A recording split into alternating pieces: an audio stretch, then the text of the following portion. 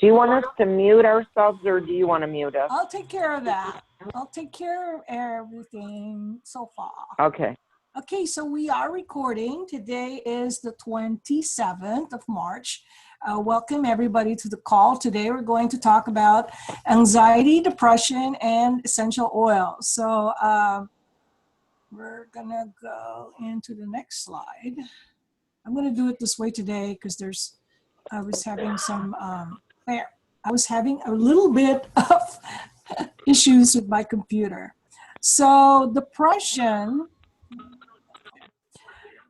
is okay, so there's anxiety and then there's depression. So let me read you a little bit about anxiety. So anxiety is, there's been a lot of research on anxiety and depression. So according to a recent study by the American College Health Association, hold on a minute. There was a recent study in 2014 by the American College of Healthcare Sciences, and they studied 58 patients, hospice patients, and they gave them hand massages, so kind of like what we have, but they used an essential oil blend diluted with almond oil, and they didn't say what kind of oil they used. I think what they did was they put a little bit of bergamot, frankincense, and lavender. So it didn't say if they used them individually or they used them all together.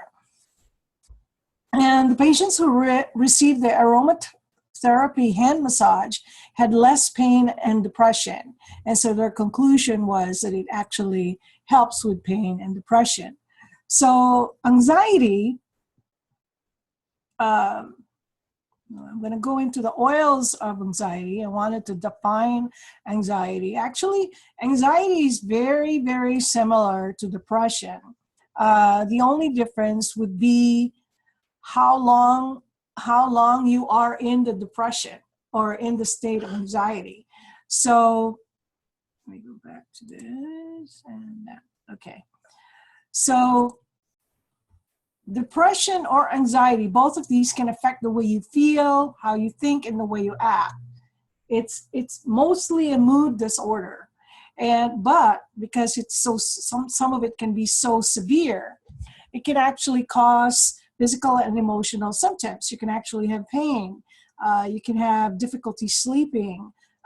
Some people just stay in bed all day, and it varies from person to person. It just depends on how they feel. So anxiety is when you're restless, when you don't know where you are, or you just have this feeling of anxiousness, and then sometimes with depression, there's also sadness, despair.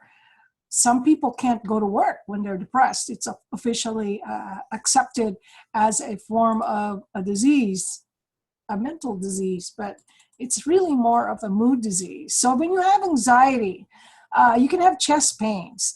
You can have panic attacks. That's at the very, very worst. There's feelings of being desperate, angst, jumpy. There's some tension. You feel restless. You feel like you have some symptoms like sweating, headaches. Some people have headaches.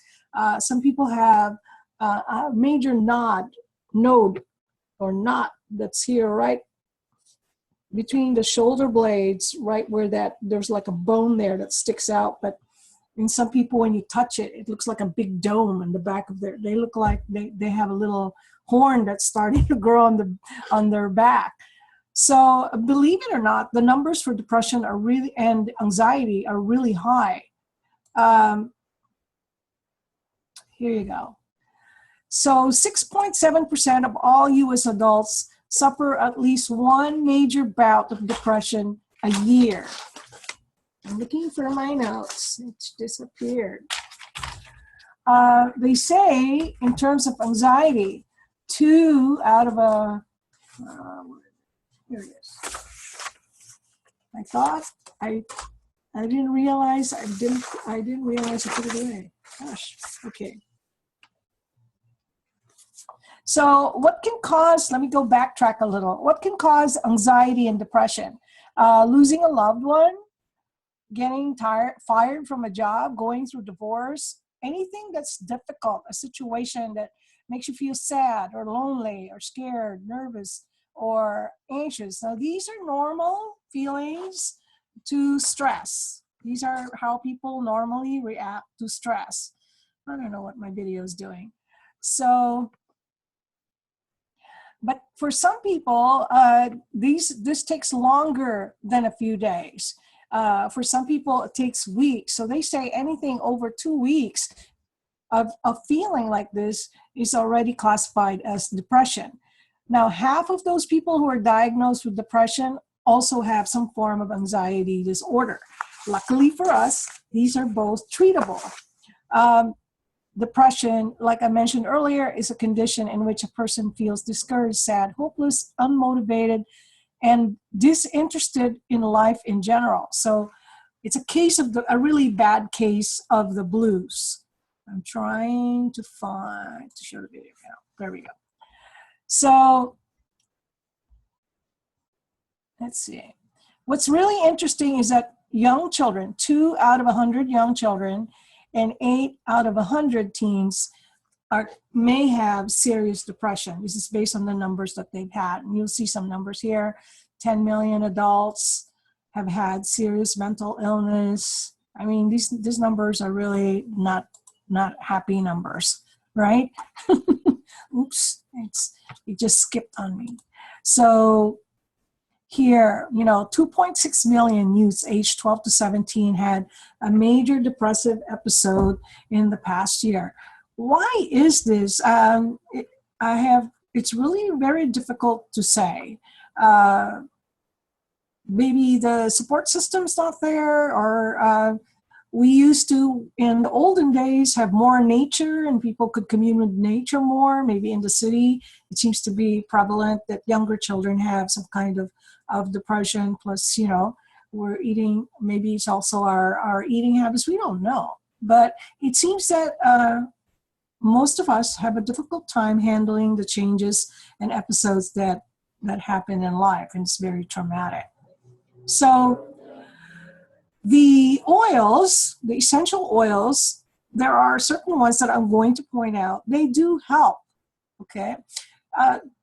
In some cases, they help so well that they're actually able to relieve the symptoms. But then be forewarned, there are some cases that you need the essential oil and the medication. So we're not saying give up the medication. So and then the essential oils are great because they're safe, and people use them as a complementary treatment for many conditions. Now remember, whenever it comes to mood, we've learned this before, that the aromatic way of using the oils, which is to breathe through our nose, right? That's aromatic. Because of the blood-brain barrier is so thin, it can really immediately affect the brain and give a positive effect to the brain.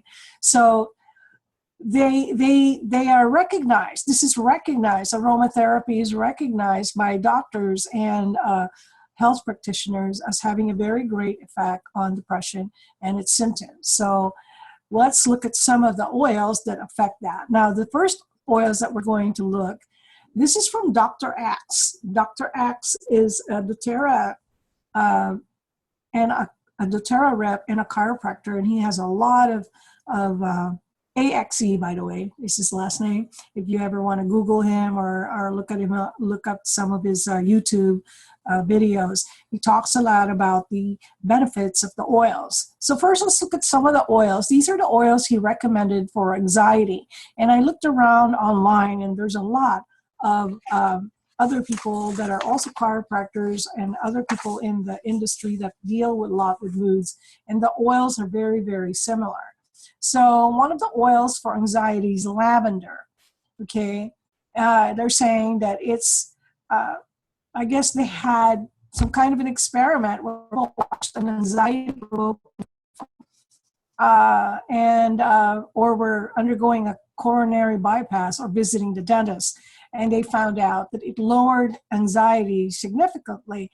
And we know that lavender is a very relaxing oil. It's also a great oil for communication.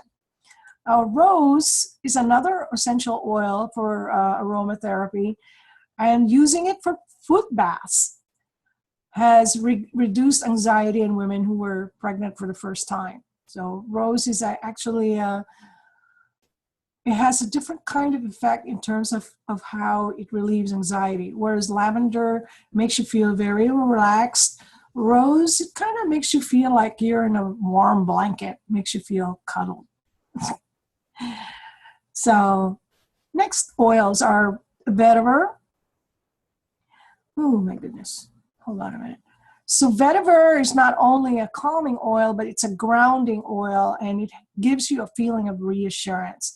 It's also often used in trauma, helping with self-awareness, calmness, and stabilization. So if you are stress or your anxiety is due to something traumatic or something major change in your life, vetiver will probably help you out. Ilang ilang is also a great oil. Okay, ilang ilang, so many ways to say it. Ylang ylang. In the Philippines, we say ilang ilang. We make the Y and I. So this is the flower, the yellow flower, and it helps with cheerfulness, courage, optimism, soothes fearfulness. And for most of them, they will say that you can either diffuse them, but ylang ylang is one of those oils that when you put it on your skin, it has a great effect. So you can put it right here between your heart, and it makes you feel really optimistic and courageous. So, and bergamot is one of the oils that seems almost all the people that were writing about anxiety and depression agreed that it has the greatest effect because it is a citrus oil. Anything citrus makes you happy.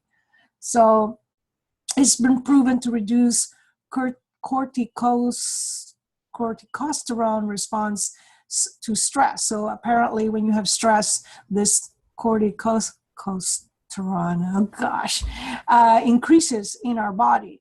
And so what it does is it reduces it. And it's been shown to be a great blend oil because it really definitely treats depression and anxiety. Again, because it is a citrus oil.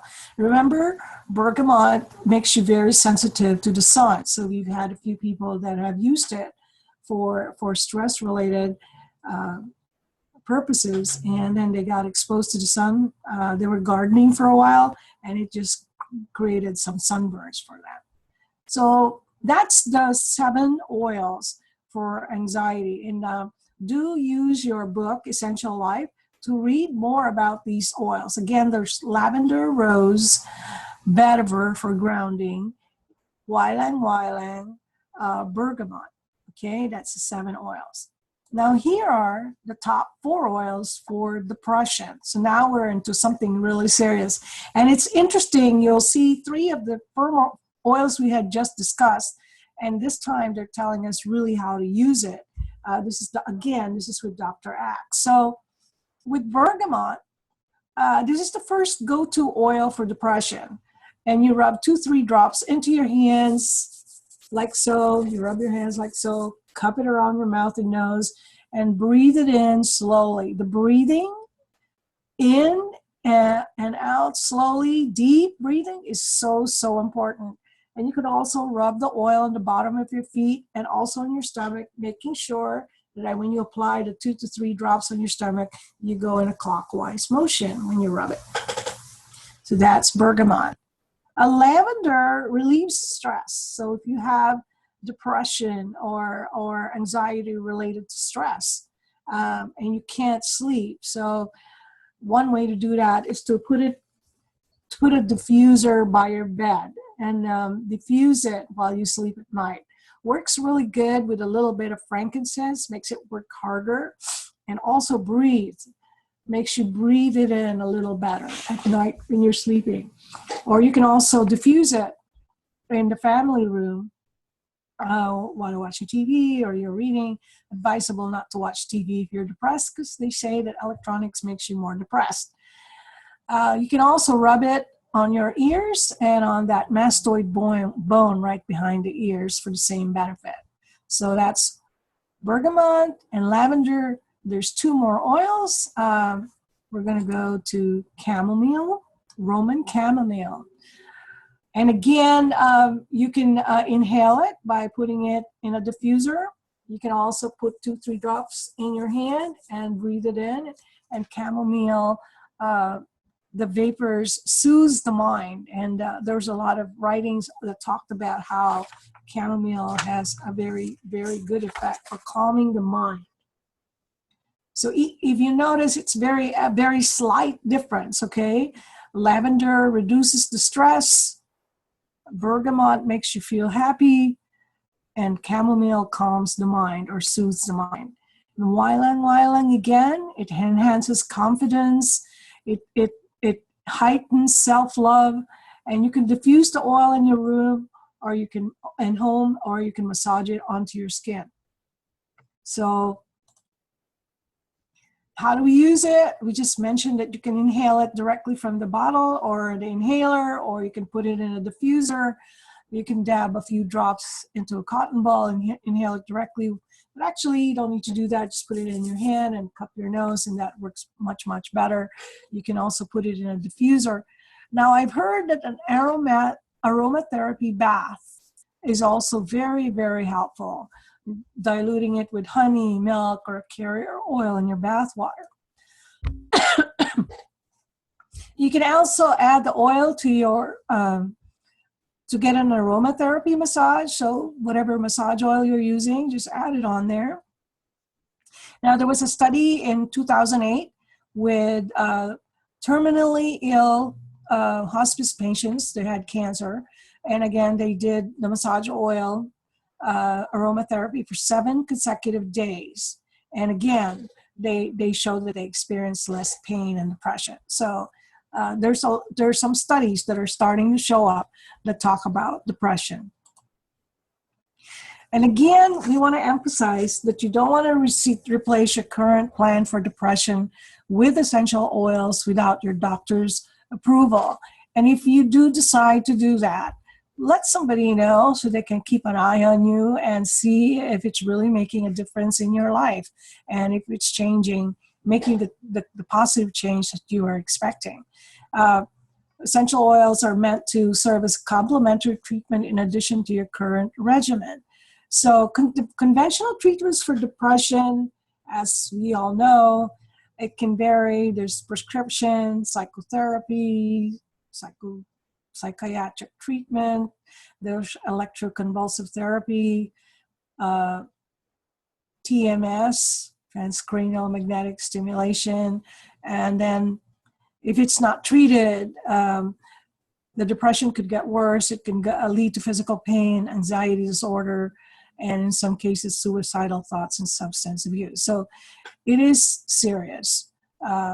We consider depression to be quite serious. So I've gone through this quickly in the interest of time because we are always short of time.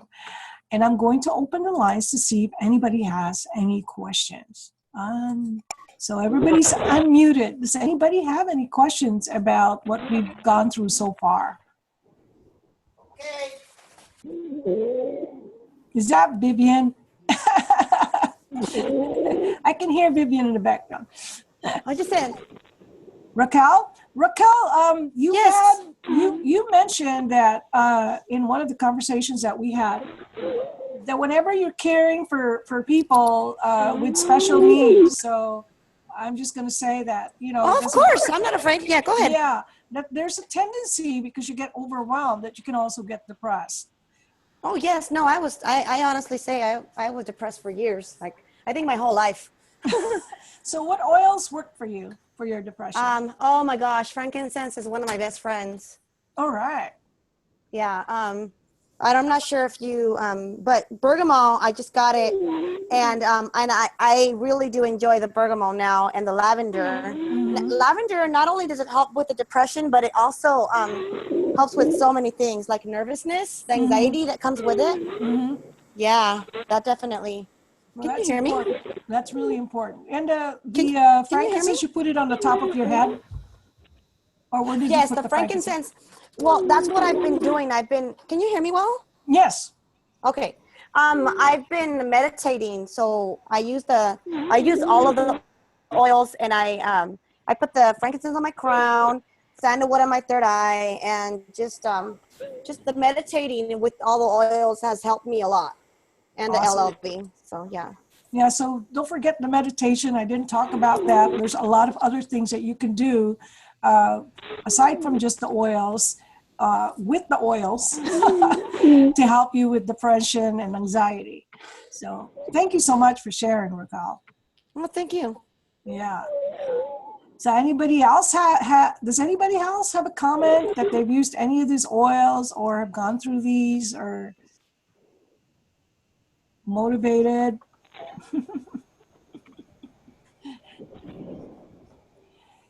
So we're going to post this video online. So if you want to share it with some people that you think that it might help them, just get the conversation started. This is all we want, is just to get the conversation started. And then we can go deeper into what other things they can do to help them with whatever it is that they're experiencing on an emotional level. This is all about emotion. So let's see. Anybody else have any comment at this point? Wow. I didn't do that good of a job, did I? You pretty much covered it all, right? I think I covered it as much as I can. And unfortunately, I wanted to give you more information on this, but actually sometimes maybe too much information is not a good thing. Hi, Marie. It's Crystal. Can you hear me? Absolutely. Yay, Crystal. Okay. I was on mute. I'm like, how come she's not replying? But as far as the oils, I know it's great. I actually use the lavender originally for more so for anxiety. I used to have major anxiety, like to the point where, I'd get like, my heart racing, my armpits would start sweating, like it was just bad. Wow. But I also, I originally was intrigued by the oils because I had gone through like major depression beforehand, to the point where I didn't even want to get out of bed. And the oils that basically helped me the most, I would say, were lavender as well as frankincense, taking frankincense underneath the tongue. Check if I have package. Wow, that's really cool and good to know that. Wow, physical. So what I was talking about, the physicality of anxiety is really a real thing for you, especially. And I'm glad you shared that with us. And so the lavender helped you a lot with that, right, Crystal? Yes, and it's still, absolutely, and it still does to this day. I mean, like this morning I had the interview and I just was, my stomach twisted and everything, and just kind of inhaling that, kind of, it just, allows you to take a deep breath, but just really relax. Right. So you can also try the other oils that were, that we had discussed and see how that works for you as well. Chamomile. You know what? The Ylang works great too. I actually love that oil. I know when I was not too long ago, when I was doing that love bomb thing, I was exploring with the Ylang, and just even having a rough day and applying that to my skin just completely changed the mood immediately. Wow. And where did you apply it? Did you apply it between your heart or on your ears? Or no, so what I did was just apply it into my hand and just do the cup and basically inhale it all the way into, like, breathing it all the way up to my brain. Right. Nice to know that it has that effect as well. Well, thank you so much for that. So I hope that helps everybody else. Yeah, it's great. Thank you, Crystal. Thank you, Crystal. Thank you. So, Jonalyn, what about you? You deal a lot with taking care of your children, running around at work. You have a lot of anxiety too. Vivian and I think, cause a lot of anxiety for you too, don't we? Not really. So how do you deal with your everyday anxiety? I mean, we all have some form of anxiety. I'm doing. I massage them, my kids and my husband. So I think by doing that, I feel good then. Oh, so you're inhaling the oil while you're massaging them. What do you Yes. normally use on your kids? For the kids, the lavender. The lavender. And for bath, I use a frankincense and melaleuca. Okay. So they feel so relaxed. It's interesting. It's still in the list of oils. No wonder you feel so relaxed. No wonder you feel so relaxed. Yeah.